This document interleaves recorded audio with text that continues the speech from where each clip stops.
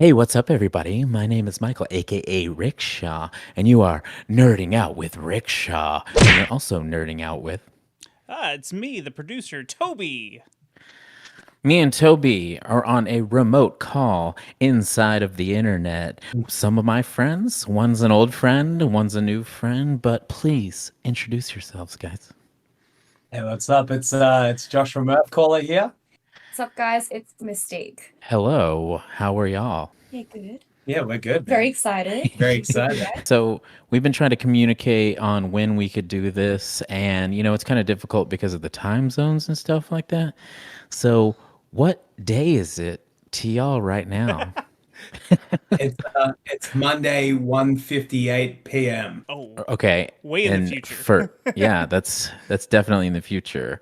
And for us, it is Sunday night at 9 p.m. So, do you guys ever? Do you guys want me to tell you what happens overnight, or do you guys just want to wait to find out? Do you guys got lotto numbers? I would really, I'd appreciate something like that. So, I got that almanac that Biff has in in Back to the oh, Future. and Yeah. Back to the Future, dude. Yeah. Oh, if only. This lady the other day was like, "You guys ever?" We were like at the store. I'm like buying a soda or something, and she's like, "You guys play the lottery?" And I'm like, "I mean, I do. I don't. Like it's the type of thing where I don't know if I'll ever win, but sometimes I do." She goes, "The best time to play." After somebody wins the big one, because then no one's playing at all, and then a measly 10 million. Oh, everybody thinks it's so stupid, but 10 million to me would be a lifetime. And I'm like, yeah, fucking me too. So send me those numbers. This chick sounds like she's got the energy of the sloppy Joe lady from Yeah, yeah. Billy You Madison. kids want some sloppy joes? I made them extra sloppy. But Lady, yeah, you're scaring her. stop it, lady. You're scaring us. Dude, tell us what's been going on with the band and tell us. I think the last time we talked, this young lady wasn't even in the band. So, Oh, so yeah, not officially, but we were working on it, I think, at that okay. point. Oh, okay. Yeah, dude, a lot's going on. Part of the reason that we waited to have a chat with you until now is just so we could talk about all the amazing stuff we have rolling out. So earlier this week, we dropped, actually, sorry, last week now, we dropped our brand new single Parasite featuring Jack Bergen from Void of Vision, like a real well-respected Aussie band over here. They're touring internationally at the moment as well. Nice. Yeah, the song is like going crazy. It's I would say it's like the most sort of prominent sort of key song that Misstiq has like. Yeah. Out of all the Earthcaller songs that I've been on so far, this is my proudest song, because I just believe that without the additional synths or the additional choir, I feel it's no longer Parasite. Whereas some of the other songs that we have done for Earthcaller, if you just get rid of the Mystique stuff, like, there's enough, elements and essence in those songs anyway to still make it sound really cool. But I just reckon that what makes Parasite really pop is the unique types of sounds that, are added, not to be too biased. But Right. but yeah, like it's really cool to play and everything like that. I still have to practice it a lot before we, do our headliner, which we announced last week as well. So yeah, I'm just in the process of currently setting up a brand new rig. I've got still, a bunch of keyboard stands coming from Germany that I will be putting together very soon. It's all white because that's the rules here in the studio. And yeah, I'm excited to rep that new setup with the new music with the rest of the boys. Yeah, in the coming months. Yeah, that all white rule is just for gear, not for people. Any kind of people. Any kind of people. Yeah, only whites in this band. I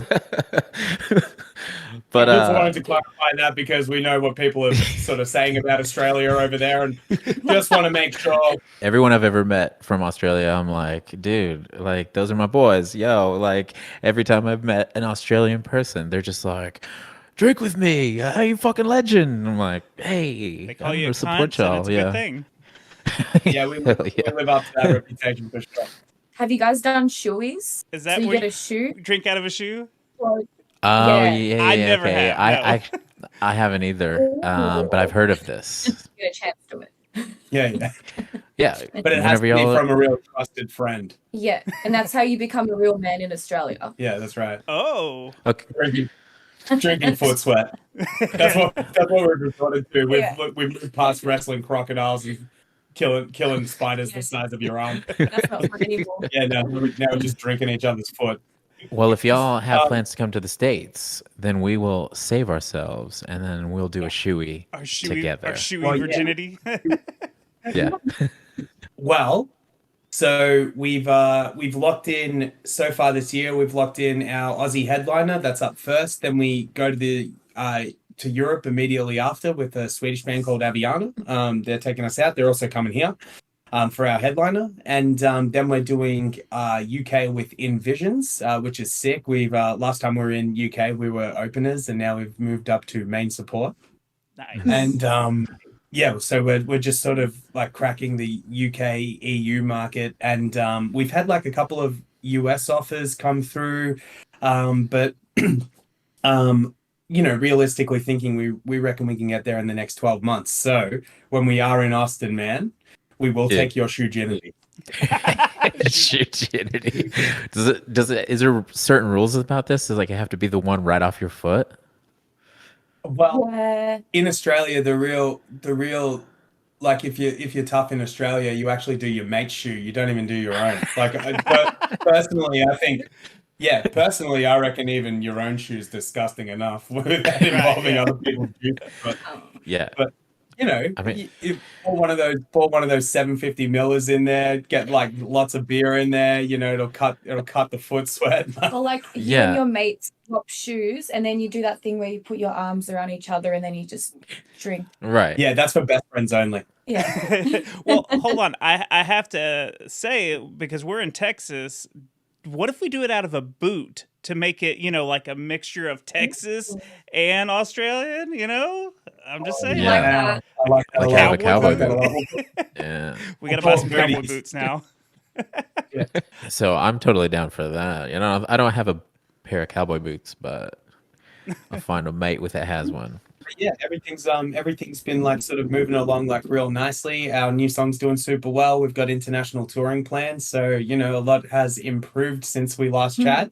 And I like to think it's because I did your podcast. Everything after that just went like It was the good luck of talking with Rickshaw, you know what I mean? For any viewers that don't know, me and Josh know each other because I wrestled a bear once, did a tour in Japan with Closure in Moscow, and Josh was filling in on bass at the time. So we just took one look in each other's eyes and became best friends and hung out in several hotel bathrooms. we didn't even need to drink in there. You can drink anywhere in Japan, and we were choosing the hotel bathroom. One night, Go I ahead. reckon we were about like 12 days in to the tour. So already, you know how you get after like the 10th day where it's like a little bit exhausting before you get your second wind. For sure.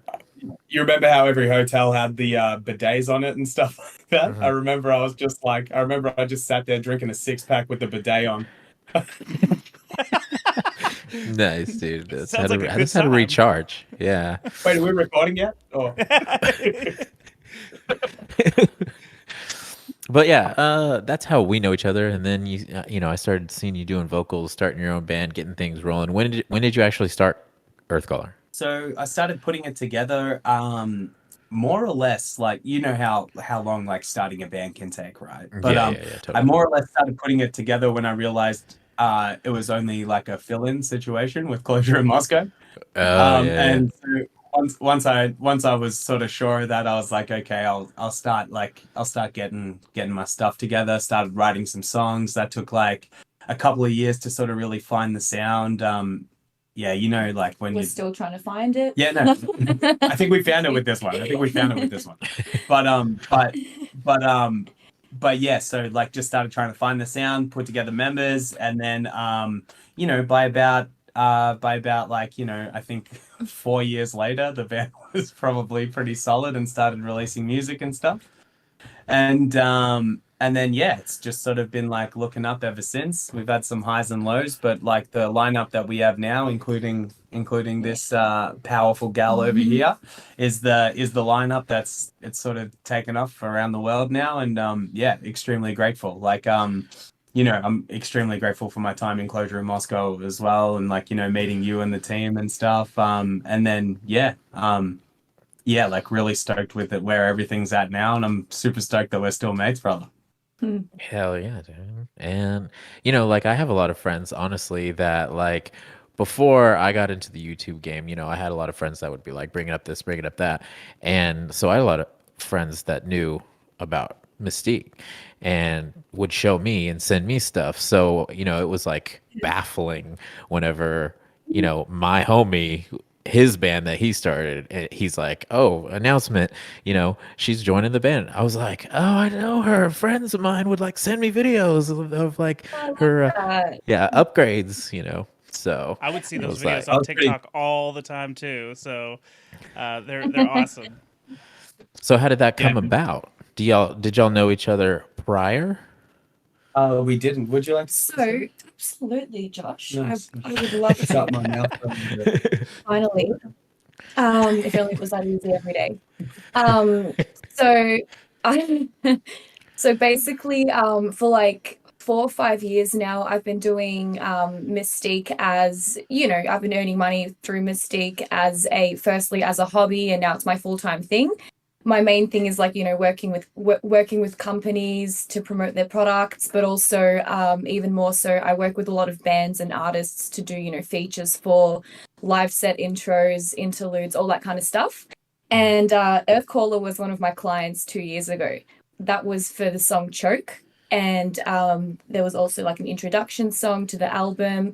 But yeah, Choke was the first video clip that I decided to be a part of as well. So normally bands would just say, "Hey, we're filming, in Melbourne, wherever," but I would just never really have the best vibe about them. Either Mhm. they were just really annoying to email, like their emails were all over the place, they couldn't write, so that kind of already reflects on what kind of band that is. And I just want to give my time into bands that I really, respect and trust, and I feel that will treat me well. So yeah, I just had a really good vibe, and I just said, yeah, what, COVID's kind of ending. It'll be nice to get out of the house to film Choke with Earthcaller. And straight away Josh and I just hit it off. He like when I first met the boys, everyone just gave me a lot of respect. They were listening when I was talking, all that kind of stuff. It sounds a bit like silly saying that, but usually when you meet someone, they just decide to listen to you for like 1 minute, and then the rest of the day they don't really care, right? But the whole day these guys were, really respectful. And then long story short, a few months later, when the video clip came out, Josh and I were just like talking the whole day in terms of marketing, promotion. It was just very natural. And then it just made sense for me to join the band. Like, why not? Let's just do it, And the songs that we are about to, release very soon. These songs have been, the boys started writing this new music around the time that I kind of joined anyway. So I joined at the right moment. And yeah, I just also wanted to make sure that I have been asked by a few bands already that, if I wanted to join them. These are bands that are quite internationally well known, but Mhm. I just had this sense that I wouldn't be treated the way I want to be treated as a musician. I feel that they would use me as a decorative piece on stage. So Mhm. I wanted to focus on Mystique in the meantime. I said no thanks, but good luck to him, and better things came along. Just to be clear, by better things, she is talking about Earthcaller. If that wasn't obvious. Right. Yeah, no. No, like I definitely know like when you're thinking about being in a band or you're thinking about like inviting new members or anything, but on both sides, you're just like, dude, I really have to pick someone that's gonna vibe with me and get along and be able to live in a van like for hours and hours on end. So, like, For the and listeners, note that he said the word live, not drive. yeah, You live. The yeah, intersection between homelessness and being in a band is if it was the Venn diagram, it would just be one circle. yeah. For me, like she's sort of spoken about like, you know, her end of how this came about. But for me, it was like very exciting experience. Like I saw her do one of her you know, her like more successful sorts of videos that she puts out there called her Pimped Ups. And she took like I think that one was a band called Black Tongue from the UK. So it was just really, really heavy, like kind of breakdown. And she threw some choirs and some orchestrals on it and stuff. And I just remember watching it being like jaw to the floor. I remember like texting it to the band group and just saying like, "Hey guys, I'm going to approach this like producer about working with us on like a song." And I was just like, "I'll let you guys know if she's interested in working with us and stuff." And then like fast forward, like, you know, we were probably like one of 100 emails that week that she got. And then, you know, fast forward a few months after that. It was the best written one. Thank you. My penmanship is excellent. Yeah, I've still got it. I should like print it out and frame it. Yeah, I should print it out and frame it. Best email I've ever sent.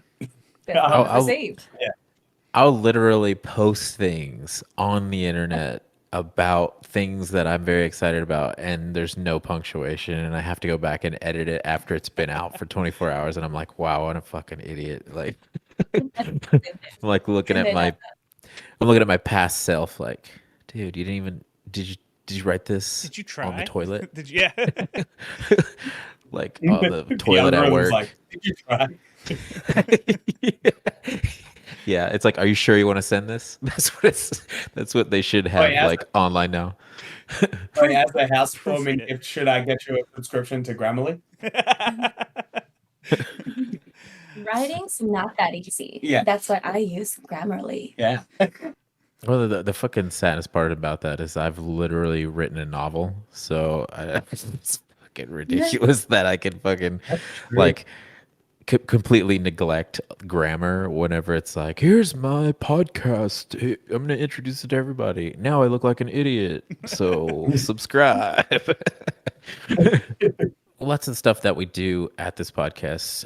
Like most of the time we do a live show once a month. We talk about a bunch of nerdy stuff. We talk about a bunch of heavy music stuff or just music in general. But those are the two vibes that we kind of send out, you know, especially like when you're on tour and you vibe with all your friends, like you usually end up talking about some nerdy shit, you know, like, you know, hey, you guys watching fucking Last of Us, or, you know, you guys playing this game or that, you know, stuff like that. But that's kind of what we vibe on. But what would y'all say that y'all have been into lately that have really caught y'all's attention when it comes to the nerd world? I'm talking like maybe comics, maybe movies, maybe games, whatever. What y'all got? So yeah, we've been watching The Last of Us. So this is going to have, if I'm right about what she's going to talk about, this has like a singular theme, I think. But yeah, we've been watching The Last of Us, really enjoying it. So good. That episode 3 that everybody lost it about, like that definitely hit close to home. I was trying to convince my brother that it's a good show, and it took him until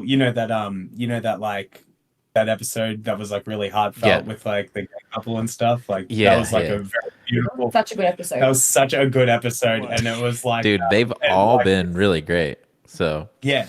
But that one was just like, I don't know why he was being so lame about it. Like he's normally like on board with stuff straight away, like with me, but it took him selling. I'm glad he's here. Yeah, shout out to Jordan. Yeah, shout out to my brother Jordan. But yeah, so we've been smashing that a lot lately. Actually, to be honest, we have not even finished the last episode yet. Oh, we haven't. Because we're too behind. We're too behind now. Busy with Earthcaller and crap. But we're going to catch up soon. Yeah. Now that the single is out, the headliner is announced, I think we're good to go. The cortisol is cleared from our bloodstream. Yeah. The fight. Why is releasing new music fight or flight? Like why does that happen? It's actually so annoying to release music. Yeah. But yeah, Last of Us, the newest episode too. Like I definitely dropped a couple of tears. So Oh, what tearjerkers. Get ready Toby for hasn't cry seen it time. either. I haven't seen this last one, so he's not going to spoil it because then he would be ruining it for all three of us. Yeah, don't help us. Yeah, that would be No, crazy to ruin it for three people I do. at once. I'm the guy that's like totally against ruining anything I like. Like I told you that I cried. The funny thing about that is like I read a tweet that was like, just watch The Last of Us after the Super Bowl. I was in a great mood, and then I was in the super sad mood and fucking cried my eyes out. And I was like, I'm not gonna cry. I'm like most emotionless guy ever. And then the credits rolled, and I was like, oh shit, they got me, dude. They fucking got me. Oh, great. Like, the funny connection between the Super Bowl and Last of Us is that Philly now looks like a scene from Last of Us. Fair No point. shit, right? We have been playing games, Yes. Yeah. Game. right? Game. A game. Yeah. Okay. So I'm a huge COD Zombies fan. It's just very soothing to play. So Okay. I got Josh into it. Yeah, so we're watching the zombies, we're playing the zombies, just Right. to de-stress from all the crazy work we've been doing lately. Yeah. But yeah, have you guys played COD Zombies before?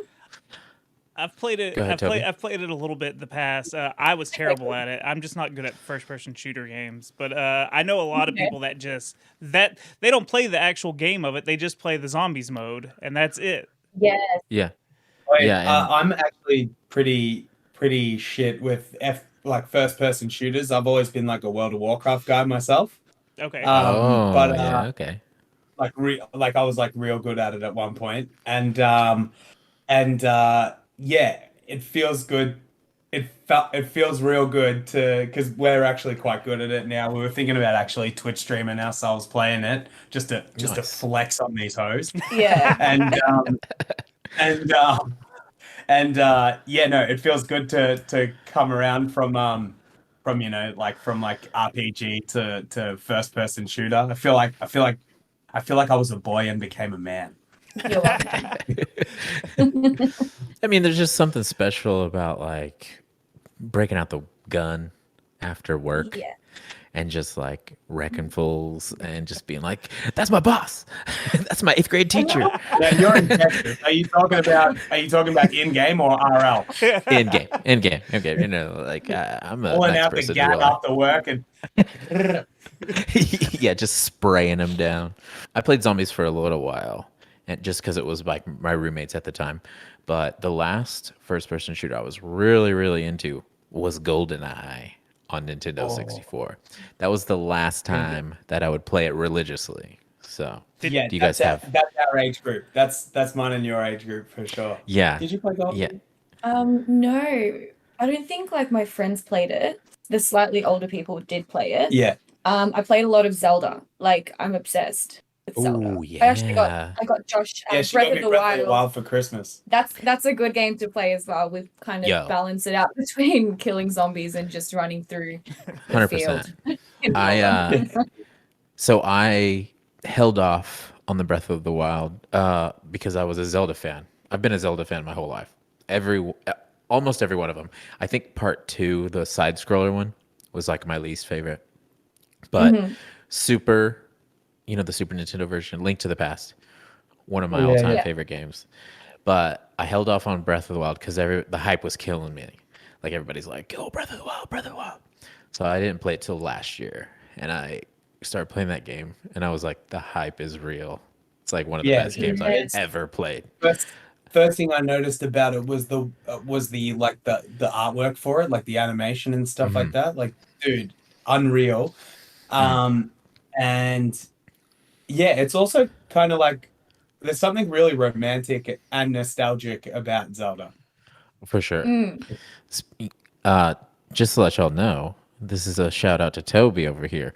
Toby has a retro gaming podcast called Secret Levels. Yeah. So he Ooh. plays through. Explain it real fast, So Toby. To these on y'all. our show, we play old games, maybe games for Super Nintendo that we didn't play, growing up or whatever. and we go over the history, the story, the gameplay, some fun facts, and then we rate it to see if it's still worth playing. So like I play all kinds of garbage games and like just some of the most awful games because we're trying to find what's good and what's bad. So I do have a question. Like, what kind of video games did you guys start playing? Like, what was some of the earlier games that you played when you were kids? Ooh. My first game that comes to mind is I played Super Mario with my dad, and then we got up to a level where we just couldn't get out of it. It was like one of those ones with the fire down the bottom. So then we raged quitted into a game called, and I don't know anyone who knows this game. It's called Recoil. Like you're a tank and you just basically, yeah, just kill all the bad guy tanks, just go through all these levels. It was a really high quality game at the time. I think this is some straight MS-DOS shit. It was on PC. Yeah. And I remember being like 6, 7 years old and just loving to, like, when you kill the enemies, like the enemy tanks, you hear these like screams and the little people just fall out of it. And my dad's like, okay, just keep going, don't worry about that. But I would just go straight onto the people and like the blood would just burst out, you know? So that was Right. that part of me coming out. Right. That's just Yeah, and that's yeah, when but you yeah, knew you were it was metal. really yeah, exactly. And then like fast forward a little bit, my next game that I was obsessed with was Majora's Mask, Zelda. Oh yeah. So yeah, that music like really touches my it really touches my soul. The music's amazing in the game, by Koji Kondo. The artwork's, you know, really cool as well. Really cool storylines, characters, side quests. I would just look up a lot of walkthroughs online. That's when the internet started to become a thing. And mum was just really glad that I was, I think, just reading. You know, like I didn't really read that many books, but I was reading the walkthroughs. So she was like, oh, that's good enough, you know. And, you know, critical thinking as well in the game. So, yeah, how about your games? We actually have like a very similar, we've spoken about this privately, but like Private? yeah. But we actually have like a very similar like gaming origin story. My dad had Doom, like the original Doom on a computer. Mhm. And he used to like let me do the shooting. Well, like I'm like real young at this point, like maybe like 2 or 3 maybe. And Right. yeah, we were just like playing that game and just like I would just be doing the shooting and stuff. And then for like a little bit of a chill one, we used to play this like F1 game where the car was auto drive. I think you just push spacebar to accelerate and then just like left and right because you had to like, you know, get around stuff. But yeah, those old school games, there are some of them out there where the just the simplicity of them will be more engaging than any of like the newer games that are out now. Which I'm sure you've realized, Toby, from your podcast. I mean, from your like gaming podcast and stuff. So, like, you probably occasionally, after you've, like, it sounds like you've sifted through a lot of trash as well. So much trash, but I have found some stuff that I'm like, how was this not like popular? Like, why wasn't this covered in all the gaming magazines? Which that's all I think people's pockets were being filled with, you know, gaming magazines. You know how it is. Any kind of promotion of any kind of money making thing, there's going to be people that are paying to have reviews in favor of the game to help sell copies and stuff. So I think there was a lot of that going on back in the day, some shady stuff. That's right. That's like that's very similar to, you know, the music industry. Like a band can have Speaking of shady, but I was just gonna say, like, there's so many, you know, amazing bands. They write really good music. They have a really good mix. A lot of these bands, you know, like I get a lot of work through, you know, bands that you just don't really hear, and you're just like, why on earth am I just hearing about these guys now, right? Yeah. Like they've got somewhat of a good following and all that. They're not like super brand new. That's why I'm just like, why do people not know about this, right? But like you just said before, like these the games that we all know now from, you know, when we were growing up, they just happen to have the money to be on the front cover of, you know, gaming magazines.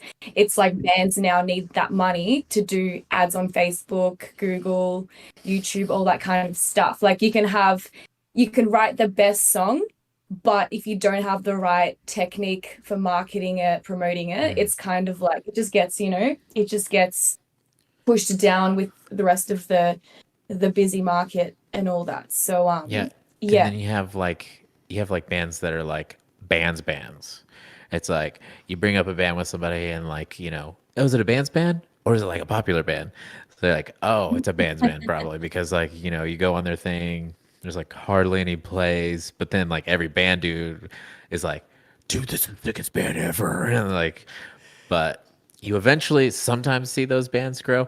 I know that Loathe was like a band's band for like a long Yes, time. they Like, were for yeah. sure. But they're It's actually nice to finally see, like, starting to pick up. But go oh ahead. yeah, they're definitely hot over here. But like, but yeah, some of the best bands I've ever seen like don't make it past like the 1,000 monthly listener category, and then you see them Right. live, and you're just like, I should quit because I will never be this. But then they quit because the world is just very we're out Just hard. we are out of these Yeah. bands don't succeed because we are living out of harmony with the land. Yeah. It's because For Earth sure. exists and everyone's giving up. Wow. Well, it's just funny though that like, We've you got know, a some of billion those streams on one song, and now our egos are just absolutely we've become unmanageable. it's like you see some of your favorite bands like in the best musicians ever being like, dude, I quit making music and I got a job at a bar and I make so much money now. You're like, what? You're working at a bar, dude. But your dream and being the best musician I've ever heard didn't get you money. Like, dude, it's so sad to think about.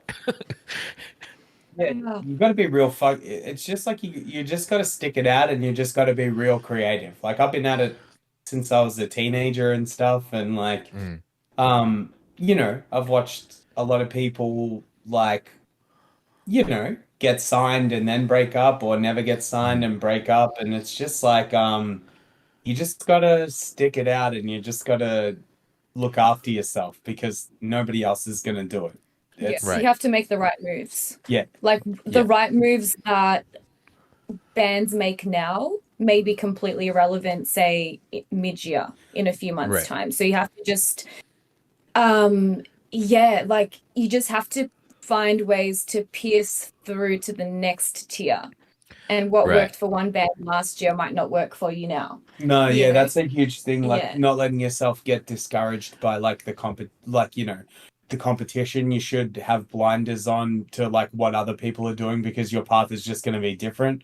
For example, one thing I've learned from Misstiq since she joined the band was you know, it's all well and good to work hard, but are you working smart? You know, like, so you're Yep. putting in all of this effort and it's getting you like these very small incremental bits of growth, or perhaps even just maintaining in some cases. And you're just like, why is this happening? But it's like, it's because you haven't, like, maybe you're not, um, maybe you're not maximizing on your strategy, or maybe you're not taking like, I've learned to become more comfortable taking Yeah. risks, like big Even risks. even like little failures, you know, a little failure might even be like you put 2 hours into writing an intro for a song, right? But it's like not really going anywhere.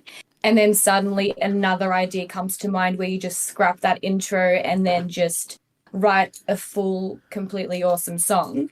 Some people might be feeling like they need to cling on to that intro that they spent 2 hours on, Yeah. you know, like, oh, Right. 2 hours on this, like, what a waste otherwise, you know.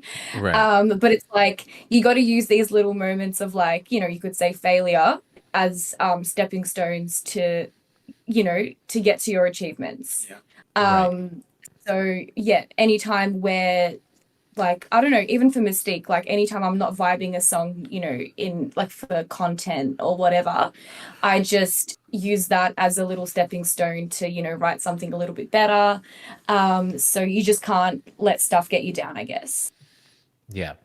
Can't focus on the wrong things. And then Yeah. I feel like I know a lot of people that are like amazing musicians, but they have a mentality that's like, I only want to write music. You know, like I don't want to go online. I don't want to like be in somebody's interview. I don't want to be on podcasts. You know what I mean? Like, so initially they're just like writing all this music, and like when you hear it, you're like, it's fucking amazing, but nobody hears it. Yeah. You know what I mean? Because Yeah. they're just And then they they're complain about like not getting the good festivals, not getting, not getting yeah, deals. Like, come on, yeah. man. It's not just about writing music, Respect You though, got but you have yeah, to, in this day and age, you have to do more than that. Yeah, it'd be right. You got to lovely if take you those could baby write. steps. Yeah. Yeah, it would be Yeah. lovely if you could just write music, but Yeah, I think it you has gotta very little to do with the overall equation. yeah, yeah. Especially nowadays, dude. You gotta fucking. You're like, oh, I'm writing music. I'm doing a stand-up comedy. I'm a video game expert. Like all this shit, and then it's just God. like people are noticing you on every angle. You know what I mean? Opposed to being like, Hey I guys, just I want to just write finished this music. huge new song. The breakdowns are awesome. Oh, awesome! Have you like finished writing your TikTok, choreographing your TikTok dance for it? No, no, not yet, not yet. Get around to Yeah, that. no, I don't go online. I don't like that. Yeah. Don't do that. You guys like Marvel at all? Are you doing any DC movies or anything like that? No. What's the? Okay. Now, Next. No, no, not at all. listen, guys. I was never, none of my friends really had any. I just think I went past that. I did the whole gaming stuff though, so I'm still half cool. Yeah, she did No, the gaming totally. stuff. I did it good. Listen, guys. Like I like Marvel and DC, but I'm just like I don't want to think I'm not cool by talking about it. How to learn. Wait, can I just say something about DC real quick? Yeah, go ahead. How incredible is their cartoon game? The Oh, their DC. animated stuff. They don't have it with the movies. They don't have it with the movies, really, compared to Marvel. But with the cartoons, holy shit! Yeah, Everything yeah, dude. they do animated is just a home run. Like it's always so good. It is weird because Marvel can't do anything animated, but DC sure can. But then DC struggles with the movies, but then Marvel knocks it out of the park. It doesn't make any sense. Yeah, it doesn't make any Well, sense. do you guys remember? Do you guys remember for a little bit there was an Avengers cartoon, Mhm. right? And then the first like 2 seasons of it were like 10 out of 10 excellent, and then it just became like that. That I don't know what happened. Like maybe they like changed changed direction on the cartoon or whatever, and then it just became this like weird, like everybody's just saying catchphrases and Yeah. throwing a move at each other and stuff. It's like I was just like, what the fuck happened here? Like, because I was just like, oh, finally Marvel are like hanging with DC in the cartoon world, but yeah, no, didn't happen. Crazy time, right? Crazy times, yeah. I think whenever it comes to Marvel, like whenever they built the MCU, like all the focus went to that. So they used to Yeah. do, like lots of the comic book writing was sick. And then like they had some games, they had some like cartoons, but then the MCU, boom, and everybody had the dollar signs going. And they're like, hey, comic book people, you need to focus on the movies. Yeah. Hey, animation people, you need to go work for the movies. You know what I mean? Like, so we get Yeah. the good movies for Marvel. Yeah. But that's what kind of Yeah. sucks is like they've left everything And honestly, behind. I mean that's enough. That's enough. Like, Yeah. they're definitely like cranking it. I mean, they're definitely putting in a lot of effort. It's like how much of that, like, has anybody used a green screen better? Well, now they have like green screen fortresses. You know what I mean? They're like they like you have planes parked in there, but it's big screen, and they pretend like you're in outer space, and it's like I don't know, it's unreal. There's a guy in Sydney at the moment. His name's Chris Zagis, right? I'll just shout him out on this because he Yeah. can do work internationally. Yeah. He started doing music videos for bands where he can like get like zombies going or he can get like superpowers going and shit. And I'm just like the masculine urge to do a video clip where I just punch a bus into the sun. like fucking, how much is it? 6 grand Aussie. Sign me up. I'm punching a bus into the sun. I Dude, just want to shoot zombies in a video. I'm ready clip. for that. Yeah, nice. You do it at the same time. Just have like 2 ray guns. Yeah, Have it yeah. punched. Oh yeah, nice. Well, now I'm ready to see you punch a fucking bus Yeah. into the sun, bro. That sounds like a sick video. It does. I don't even care. Give me that video. We didn't even talk It's about just like, y'all's video that y'all released with the last single either. oh yeah. So that's a very well established director named Colin Jeffs. Shout out to Colin. Shout out to Colin. He is the man. Yeah, everybody uses him in Australia, or everybody wants to use him, and he just kind of chooses who he works with. We're like very, very honored to be able to work with him. Did you guys check out the video yet? Yeah, it's awesome. It's really awesome. Thanks. I haven't had a you. chance to check it out. I've been meaning to, but I just moved into the new house this week, so it's just been like back and forth. Congratulations. Yeah, thank you so much. But it's been And the rest of pain this in my podcast, ass. are you just taking us for a tour? Well, right now, this is my room, but there's nothing up Real right now. estate with Rickshaw. But yeah, I've Cozy been 3-bedroom working, townhouse. been working, been trying to move all the shit from my old house to my new house, and it's been a pain in my ass. My feet have been Is it like much further? throbbing. Is it a long drive between houses? It's about 8 miles or something like that. But it's the type of thing where like we're borrowing a truck. We rented a movable truck. And so we got all the big stuff on one day. But then I have a massive action figure collection and a pretty big comic book collection. So like on all the days before we had the big truck, I was like packing boxes, action figures, loading up the truck, bringing it over. And then I'm like, oh yeah, I did like 2 loads. I should be close to done. And then I go back and I'm like, another box, pull out 2 boxes. And I found completely unopened 2 boxes of action figures. Wow. Oh my Unopened. god. And I was like, I forgot I had these. I am Wow. addicted. So So what So you're a lot of saying it- is that you have a problem. I do have a problem. And I don't even know why. There's like so a what new drop. Wait. What you're saying is your addiction is getting in the way of watching your friend's music video. There's no excuse to your addiction. This is actually an intervention right now. Unbelievable. We No, brought you. this podcast isn't nerding out with Rickshaw anymore. It's addiction shaming with Josh and Misstiq. Yeah, welcome to intervention. The ladies yeah. are using the internet very, very well. Yeah, gotta- they're we way gotta smarter. catch up. They're way smarter than the dudes. Like dudes are just like, I'm gonna fart on my friend's head. He's like not gonna expect it. Or the other way, it's just like they put on a suit and they start quoting like Tommy Shelby. It's just like, my bro, just enjoy the engagement party. Yeah, what about those reveals, baby? Gender yeah, reveals. gender reveal. Like whenever the internet first came out, like if you would have told me gender reveals would be like a big thing on the internet, I'd be like, shut the fuck up. What? Why would that be? That'll never why would be a that thing. Yeah. What are you Now talking here about? we are. Yeah, now we have people reaching as far as they can, getting injured and shit, just to do gender reveals.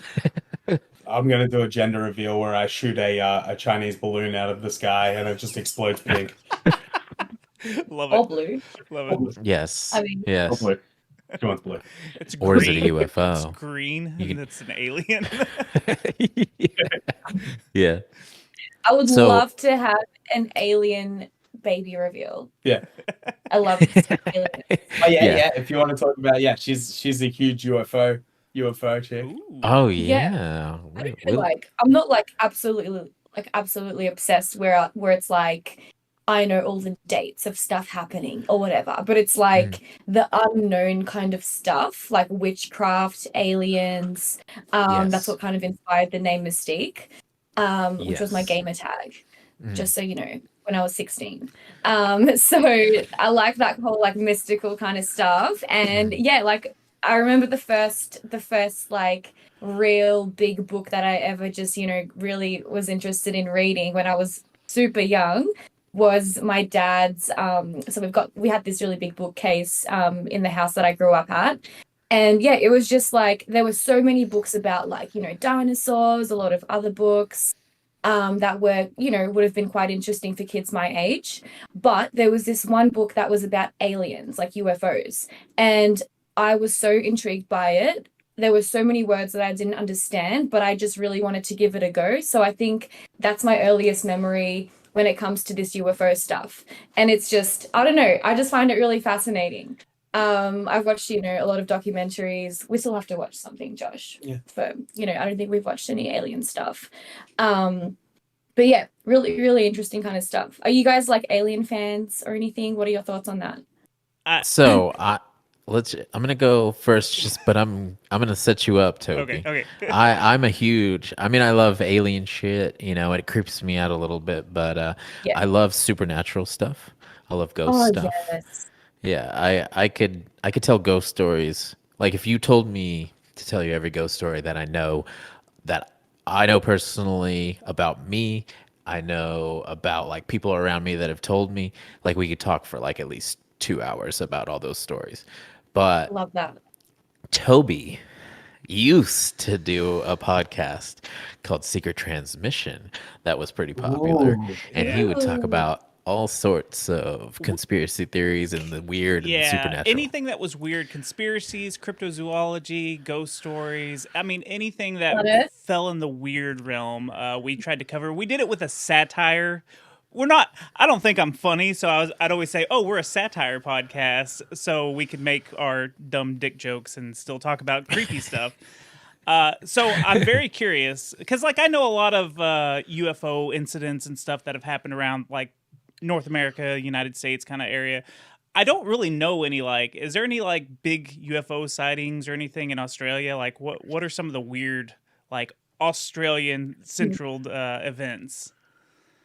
So I can think of two. One of them happened around like where I used to live in southeast Melbourne. I wasn't there at the time because it happened like before I was born, obviously. But yeah, I know. some woman was driving just through, like a suburban / foresty kind of area, and she checked, so she was looking at the time, and then she felt a little bit weird, and she looked at the time again, and it was 4 hours later. Ooh, yeah. And she had like a little, like she had some marks on her skin, and then all these people came out saying like, oh, I've got the same marks, right? And then another story, I think it happened maybe in like, I think the early 2000s at a primary school where there was an actual UFO on like during recess or lunchtime when the kids were out. There was a UFO that had landed in like on the oval, like on the field there where the kids were playing and stuff, like not too close to the kids because the aliens know that. But a few kids went up to the UFO, like towards it, and a couple of them just fainted. So and now they have at that school a playground that has an alien theme, which is really weird. That's so cool, though. So the teachers were told, like I watched a documentary on it.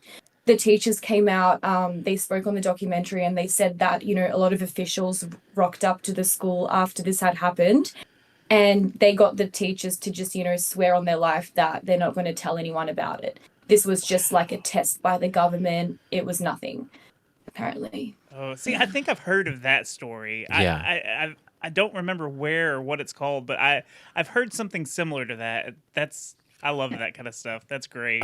It might be the one I watched or I listened to a podcast, last podcast on the left, but I think they covered that because they ended up interviewing several of the children about it, right? Like and kind of called Westall. I think it was this one. Westall.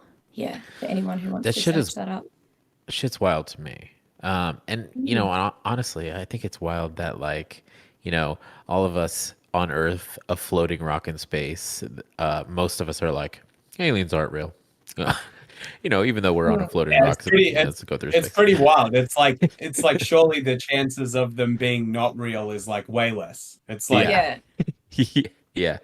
Like people like in the United States, I would say, especially, are just like, hell no, aliens don't exist. I'm the only humans are the only thing that exist, and we're here to drive Ford trucks and drink, Bud Light. It's like Well, that's I'm with the that up to a certain point, but I think that there's also aliens, yeah. Maybe I mean, I'm for a drinking Bud truck. Light, driving Ford trucks and going, aliens are real for sure. Yeah.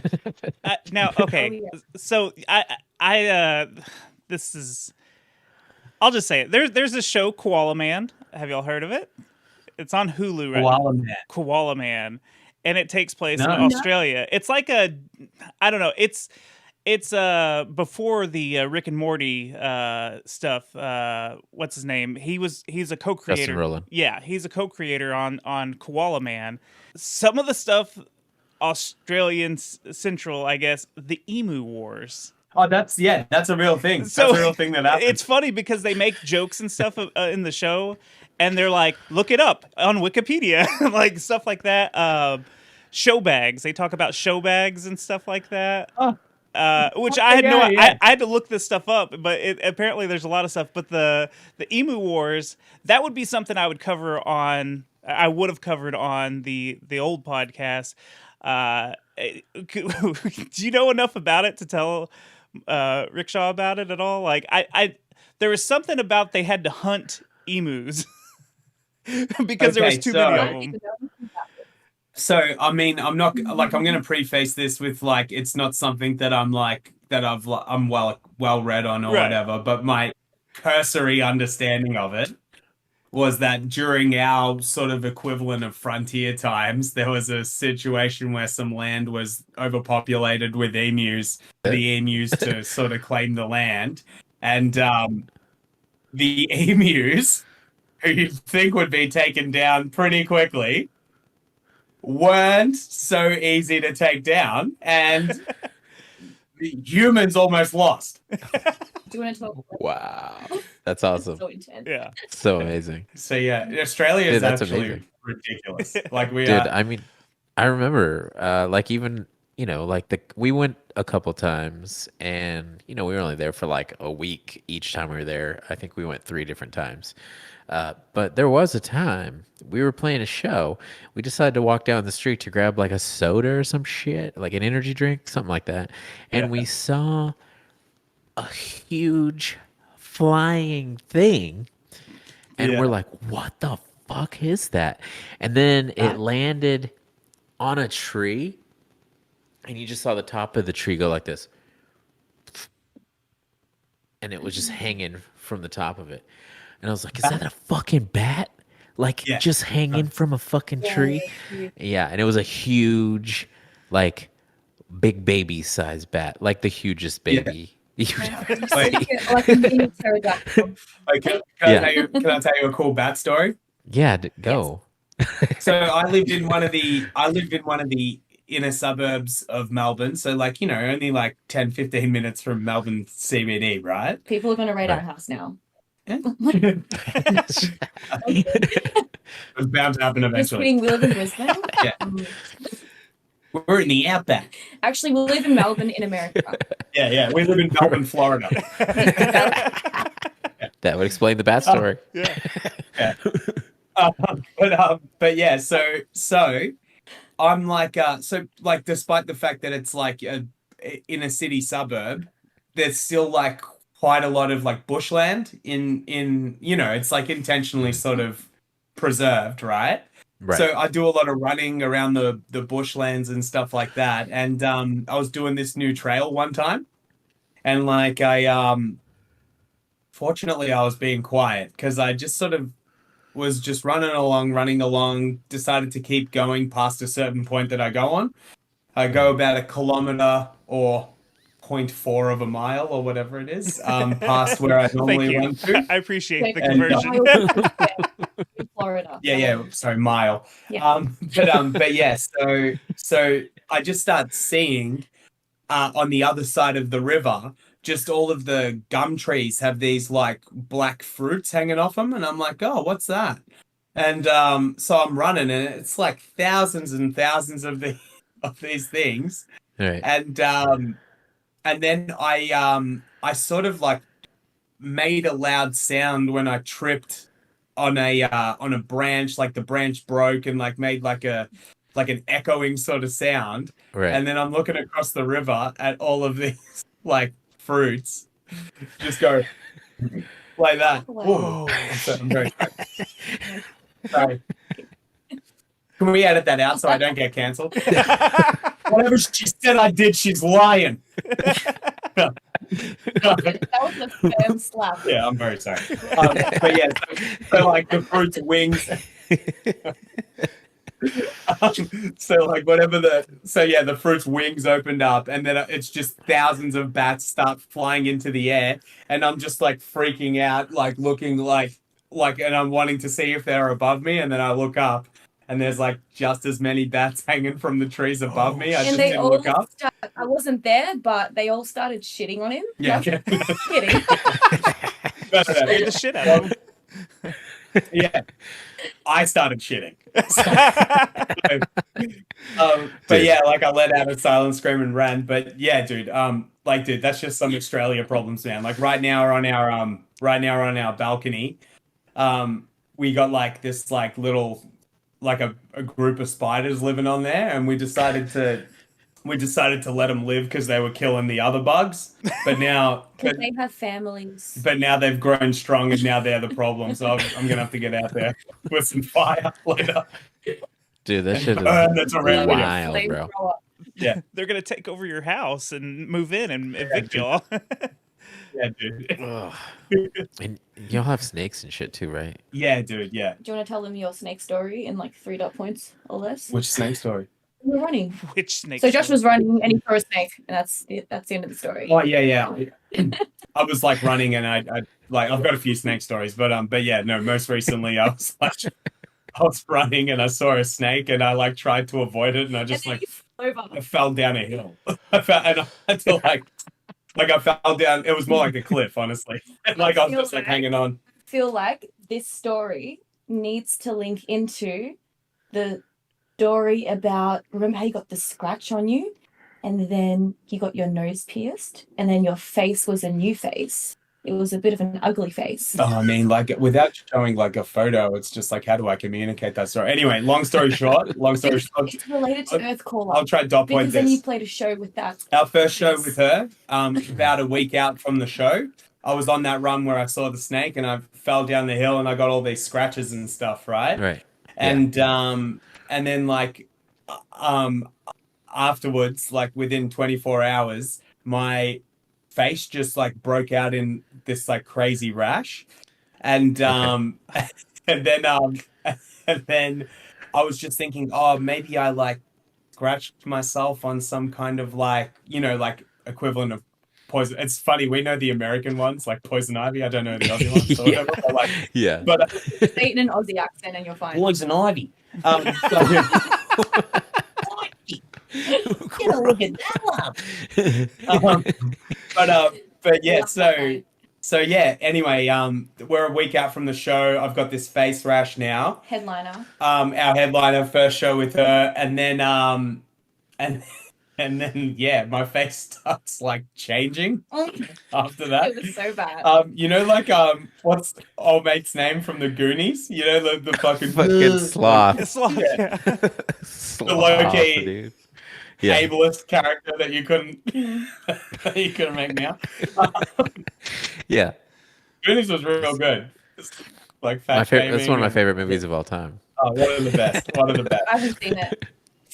Bit before. Oh. Back to the Ooh. story.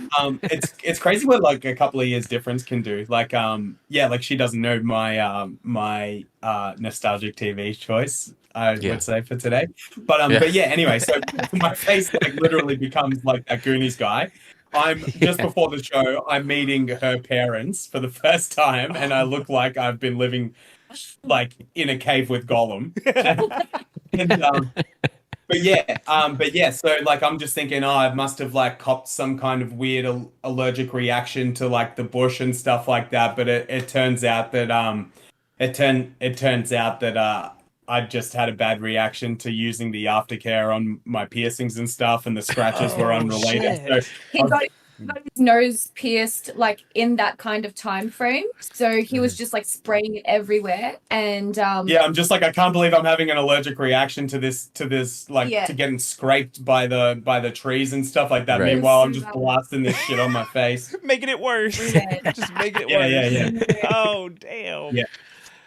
I had to like have like I was gonna wear like a Jason mask on stage just in case it didn't go down, but I worked it. I didn't work it out, but I just stopped using it and it went down. Right. But yeah, Okay. that was a little side tangent. That's like the good thing about Sleep Token. Like they don't have to care about if they have any, aftercare problems. Yeah. They got the masks Right. on. Exactly. They It's can have such a a good big idea, pimple too. right here in the middle of their head or something, and they're fine. They look Oh, fine in all their I pictures. know. If we wore masks, I don't have to worry about makeup. Just like True a that. 7 skincare routine after that to get rid of that sweat and everything if we had masks. You should wear that Iron Man mask that you have for the, Iron Man. the light mask. You Never even seen Iron Man. Oh yeah, I've got a mask. can't say that on this show. You literally cannot say that on this show. But no, I've got a mask No, it's that fine. has like LED lights, like red, purple, just for skin and stuff like that. It actually works. But yeah, It looks like Iron Man, not that she would know. But Right. Iron Man, Iron Woman. Yeah. I think on a show like this, if you're talking about like not ever seeing Iron Man, that's like clickbait for us. Yeah. You know what I mean? Oh, Like, yeah. yo, Misstiq never seen Iron Man. People are gonna be like, yo, what the hell? what the fuck? Iron Man Just like and GoldenEye. yeah. What? She never seen Goldeneye? What's that? But yeah, Oh, hey, I was gonna say the new not the new Breath of the Wild, but the new Legend of Zelda's coming out this year. Is anyone new stoked one. about In that? December, I think. Oh, is it that soon? I- I didn't realize. It No, was I that think soon. it's sooner than that. No. I think it's in March or some shit, or April. Yeah, the Ooh. next installment of Breath of the Wild. It's like called, like- same animator and stuff. I believe so. Sam, it's called. Well, it's technically Breath of the Wild 2, but it's called Tears of the Kingdom or something like that. Oh, So nice. it's like Nice. the continuation of that story when Ganon returns Oh, or whatever. Can't So wait. I'm actually we'll really probably stoked. go with us. I will say that whenever I did play that, like I said, I thought it was like one of the best games of all time. But then Yeah, that for led sure. me into Elden Ring. I played Elden Ring afterwards. Oh. And I was like, this is like Breath of the Wild on crack, dog. You know what I mean? Because Oh, it's just wow. like, yeah, it reminded me of Breath of the Wild, but then it took me into a real life scenario where I had to wander around like all of this crazy shit. And then in that game, everything you see, you could eventually go to. So like where you start, you see all these mountains, you see like castles on the mountains. Eventually you make it. And then you could look down from those castles in those mountains and see where you started and shit. So it's just like this I love epic that. journey. So It's so crazy, man. It's so crazy what's happening right now. So you guys got a bunch of singles up right now, right? Is there Yeah. any album coming soon, or There is it just gonna stay a single kind of? A lot of bands are just doing singles here lately. You know, like that's we're getting less records and more singles. It seems like. Yeah, we're still trying to keep it a little bit old school. There is an album that this is attached to, but we're just sort of pumping out, so it's an EP. So we're gonna pump out 3 singles before we drop it, and then 1 single probably in like the first week. So it's like 5-track EP and 4 of the songs are singles. Like that's kind of the way that we're going. You really there's no room for filler anymore. Nobody has time for it. And then once you've firmly established your footing in the industry and gotten the hype, then you can go for the full length, I reckon. Like Lorna Shore did it perfectly. Yeah. They waited until Pain Remains, and then they just really unleashed an album that everybody's super interested in and shit. Right. right. Yeah. I really But think yeah, no, yeah, we're proud to be pumping out a record and stuff like that. I think like releasing, singles and like you don't have to release a 10-track album or anything, or feel the pressure to do that because with, a few singles here and there, you get closer to kind of finding what sound works for your band right now and how people, react to that, how you feel like playing that on stage, if it makes sense for your brand, like your vibe. And then once you've got more certainty, like, all right, people will definitely, love this sound. Or with the choirs, I'll definitely do more choir breakdowns. I'll definitely do more like crossfatey synths from Josh. He'll definitely do, still screaming, but he does a bit of cleans in the upcoming songs as well. So Ooh. every member in the band is just testing out what they like, what the audience likes, and when we do write new music from now, we might even consider like an 8-track type of thing, maybe with a few interludes from me or something like that, just to make it nice and artsy and all that.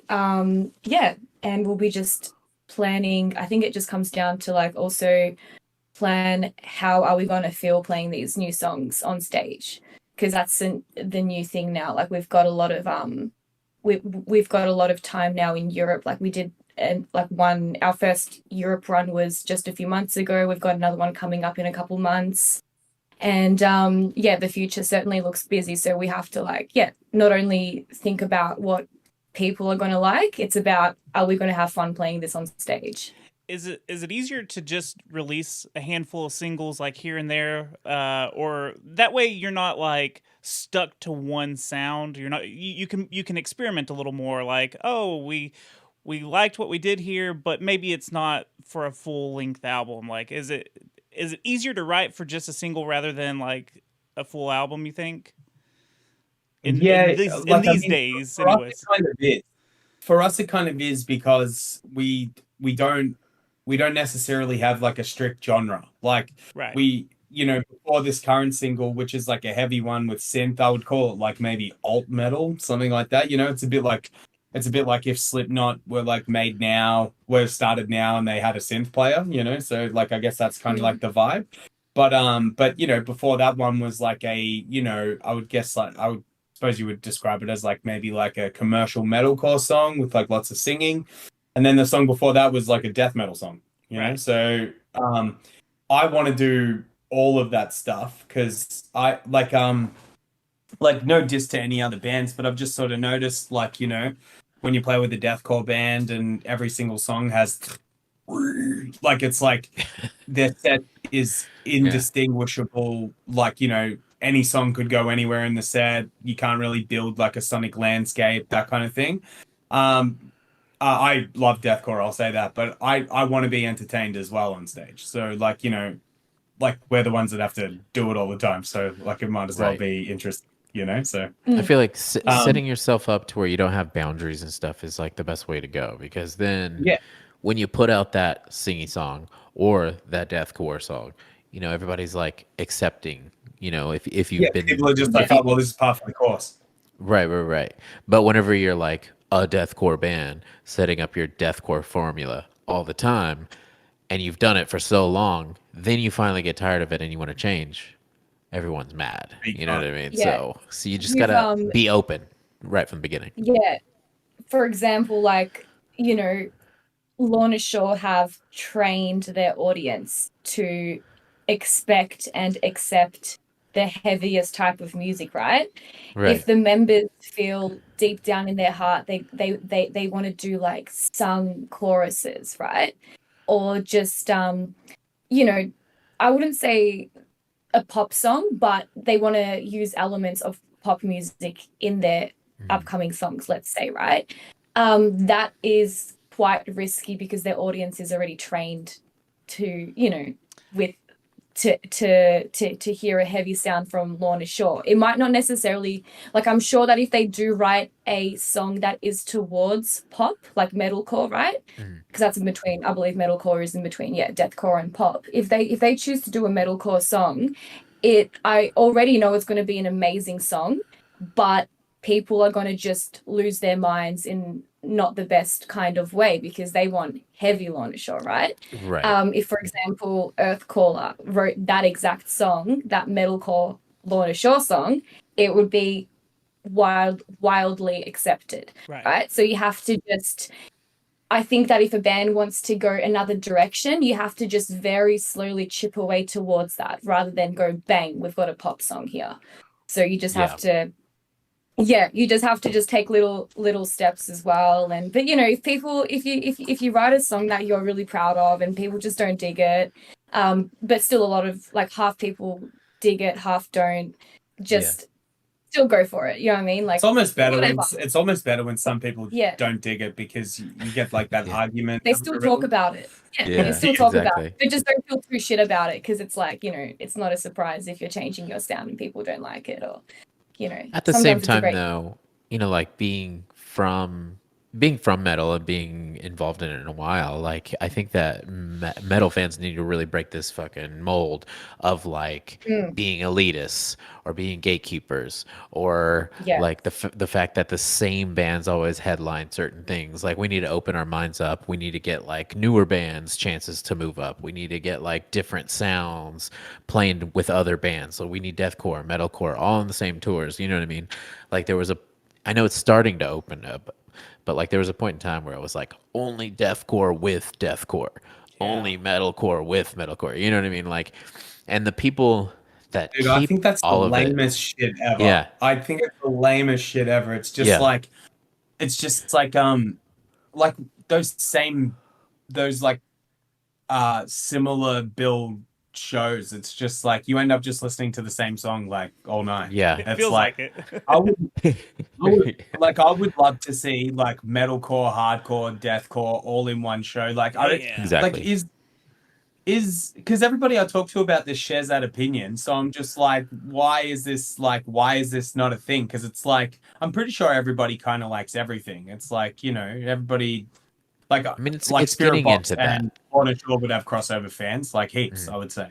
But it is like an echo from the past. It's that gatekeeper shit. Like I'm like the opposite. I want like the normiest of norms to just be like, I can see how that's cool, you know? Yeah. Like I think that's the thing though, is like with the older we get and the more that the younger generation comes up, like above us, I know that, you know, I'm about to be 40, but like, you know, above me, we still have those people that are just like that kind of people. They're like, no, this shit ain't heavy. I don't want to hear it.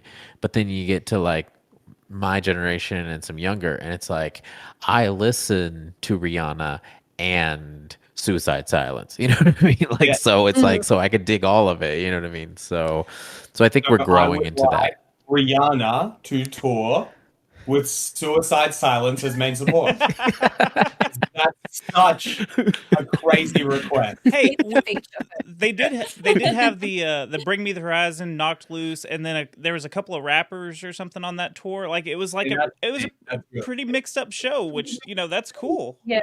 Well, I mean, we are progressing because we have a Fall Out Boy, Bring Me the Horizon tour coming. Yeah. You know what I mean? So it's already like getting there, but it's slow because heavy music fans are like that. They only want the heavy. They're you know, most I would say old school Bring Me the Horizon fans are gonna be like, fuck Fall Out Boy. You don't want to hear that shit. And it's like, dude, like there's pieces of those that fit together. Just fucking chill out, you know? So but yeah. I feel like that's like a metaphor for the whole world. You know what I mean? Just finally opening their mind. You know what I mean? And we're getting like, there. Yeah. Toby, do you have any other questions for this segment? I'm good. I'm excited to see you guys come to the States, see what you guys put out in the future. More videos. That last video was really rad. Yeah. We're keen. We almost came. We were on Kentucky Irate Fest. Well, I'm sorry that all of that stuff went down. I saw the parking lot pic of where it was supposed to be. That's the one, right? Yeah. Yeah. Behind a gas station or something. Yeah. Yeah. Yeah. We excused ourselves from the lineup before all this stuff happened, and we were all just like, we were all just like group hugging. Like when all that stuff came out, just like, Crazy. I'm so glad that We we're knew out. it. We knew it. Yeah. But if we didn't have Europe a couple months after that, I think we might have possibly bought tickets to America. Yeah. So Europe saved us from having to go there, like having to, buy the tickets and stuff like that. Right. It was just the one it was just the one thing that we would have been doing in America anyway. But Well, they actually insisted that it was the only thing that we could do for America, and I'm just like, how long is the radius clause? Forever. yeah. Yes, I remember a couple of my mates from big bands and stuff. They said like, "Oh, hey, we noticed that your band's going to this festival. We are actually on tour a couple days later, and this is like a few states away, right?" And I'm just like, you know what? This would actually work, So I had a chat with Josh about it, and yeah, he asked the organizers, and they basically said, no, we can't do that. Wow. We can't play any other trips after. It was wild. You know what? Yeah. Honestly, we could do a whole podcast about this, but but maybe let's save it for when the recording Yeah. isn't going on. We shall have a bit of tea, because it's great tea. Yeah, we can. Exactly. Pinky's Yeah, out. nice. Thank y'all for doing this segment, and it's been awesome having you talk about some nerdy shit and Misstiq to hate on the Marvel universe, which I'm upset about. Jeez. But I forgive you. I'm just giving you headlines for this. I understand. But yeah, thank you so much. And where can we find all your stuff? So you can find Earthcaller on Instagram at Earthcaller. You can find us on Facebook by typing in Earthcaller. And we've got The YT. we've got the YouTube channel now, which has finally taken off. Also, I've started a touring company called Kings Road Touring. So you can find me at Kings Road Touring on Instagram as well. And Misstiq will tell you. And also the website that I made for us, kingsroadtouring.com. Yes. But yeah, Misstiq, I've got TikTok, I've got Instagram, Facebook. YouTube isn't too busy, but I might get into that a little bit more this year. I also recently launched a Patreon, so I will be adding full versions of my Pimped Ups there. I will be adding sheet music, because everyone's always just like, oh, hey, I want to play this as well. The hardest thing, though, with writing sheet music is I write it in a way that I feel it's playable by me. And I'm yet to upload my first sheet music of a Slipknot song, Vermilion Part 2, which was really popular a few years ago during COVID. I just, filmed it just very quickly, put it up. It did really, really well. And I'm finally excited to be able to give people the luxury of learning that as well. But yeah, it's just hard to kind of simplify these songs. So I will, for those listening, I will be doing all that I can in frequently uploading sheet music, including simplified versions. So busy. And I think that's about it from all of our socials. Yeah, that's us. Yeah. All right. Well, everybody go check out Earthcaller. Everybody go check out Misstiq. Fucking give him a shout out. Fucking give him some comments. Give him some likes. Do subscribe to all of that. Yes. Smash that subscribe button. Mash it with your PP or your vagine. But also, hey, some of the things we talked about today with Toby. I don't know if it's this way or that way. Yeah. Toby, go follow Toby, on his Secret Levels podcast. He was recently on Screen Rant. They suggested his video game podcast top on 10, Screen Rant. One of the top 10 retro video game history podcasts. No big deal. No big deal. Yeah. Ooh, congrats. Thank you. Toby, what's your personal Instagram? Everybody follow that. Yeah, at Toby Von Doom. That's all my social. If you look me up on Twitch, Twitter, whatever, Toby Von Doom, at Toby Von Doom. So if you have any comments, it's actually lives at Latvia. Yeah. Latveria. That's where I live. Yeah, Latveria. Yeah, that's all right. That's actually a Doctor Doom reference. For all you Oh. Marvel fans. Misstiq But wouldn't get anyways, Yeah, you would get it. it. Yeah, okay, we'll fight about it later. Yeah. as for me, my Instagram is I hate ghosts.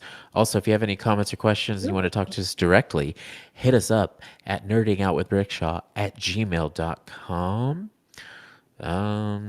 I don't think there's anything else to say here, but thanks for joining us. Hey, thanks, Josh and Mystique. I forgot your real name. I'm sorry. What is it again? Ursula. Ursula. I Ursula. apologize. I apologize. No, But you're hey, fine. to It's have okay. a I was stage going to name, insist that you pick that out. but hey, having a stage name that everybody knows, that's fucking awesome too. I'm So, so used to it as well, so that's good. Yeah. all right. Well, thanks for joining us, and we'll see you later, nerds. Anytime, nerds. Ciao.